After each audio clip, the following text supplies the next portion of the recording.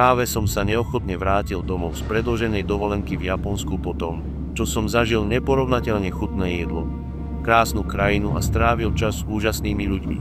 Netreba dodávať, že som bol trochu deprimovaný z návratu domov. Prvý deň po návrate domov som išiel rovno do svojej spálne a odpadol som skôr, než som stihol urobiť čokoľvek iné. Skôr som nemal energiu na nič iné.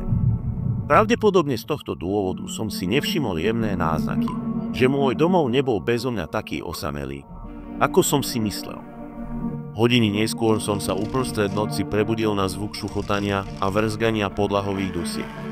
Pochopiteľne zmetený, vstal som z postele a vydal sa do chodby, ktorá bola spojená s obývačkou a kuchyňou. Opatrne som sa plazil tmou, hmatkajúc po stene vedľa mňa, aby som udržal rovnováhu v mojom unavenom stave, keď som sa ťahal dopredu. Ja som však urobil chybu, keď som vstúpil na hlučnú dosku na chodbe, čím som upozornil kohokoľvek alebo čokoľvek, čo sa skrývalo v tieňoch v ďalšej miestnosti. Zastavil som sa, rovnako ako entita v ďalšej miestnosti, predtým než sa ozval šum vzduchu, keď sa stiahli do akejkoľvek štrbiny, z ktorej vyšli.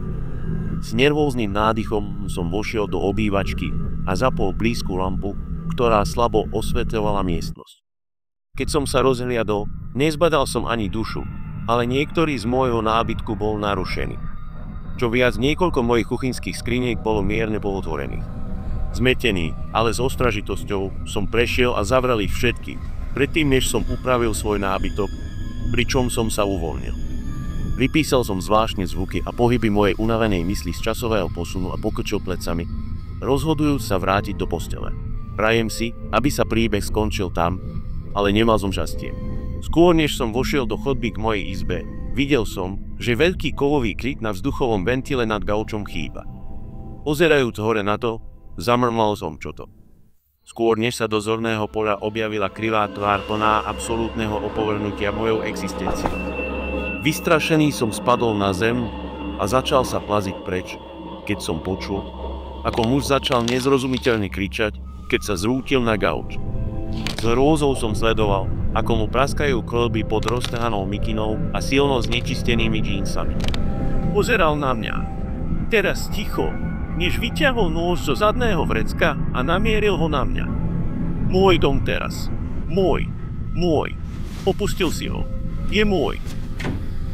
Zakričal s opitým hlasom, keď sa na mňa rozbehol. Náhlivo som sa plazil do izby, zabuchol dvere a zamkol ich, keď začal bodnúť čeperou do dverí a kričal, aby som zomrel. Trasúc sa, zavolal som políciu a náhle prestal, keď som im povedal, čo sa deje.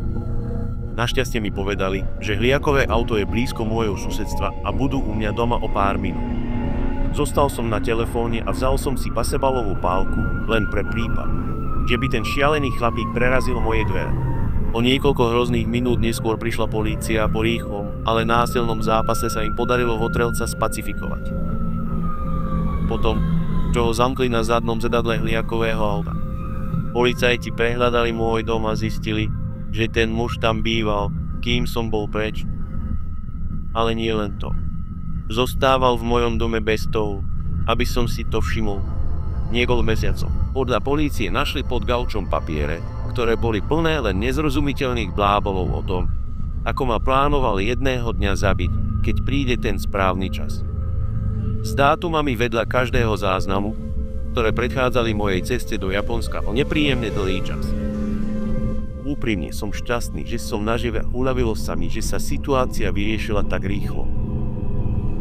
Ale aj tak si po tej malej príhode dávam pozor a 3-krát kontrolujem zámky v mojom dome.